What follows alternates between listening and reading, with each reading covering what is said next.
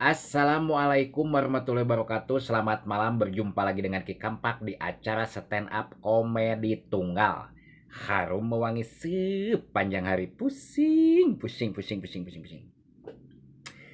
Ki Kampak rek mere judul kebutuhan hidup lebih mahal daripada pendapatan. Cek saha ki? Lain cek saha deui.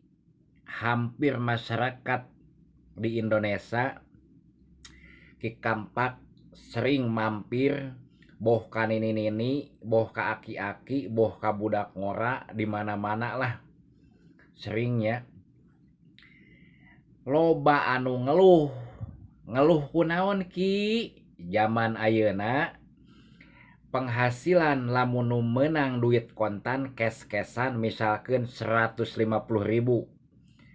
Kadang ludes kumaha ki anu boga budak makomo jajana resikona zaman aya nama meuli beas ke kan hargana apa 13.000 12.000 can meuli sembako tempe 16.000 can meuli rokok bapakna mentak ayeuna mah kudu sing salalabar sabar kumaha ki nya dolar ge geus naek geus 17.000 mentak pantes harga malarahal ge intina kumaha ki supaya nepikeun ka aman hiji tawakal dua sabar tapi tetep berusaha ulah sabar ngajedog gue hicing wae tah nu kitu mah lain sabar nu kitu mah putus asa jadi jelema hiji entong pesimis kudu optimis lamun pesimis teu percaya ka diri sorangan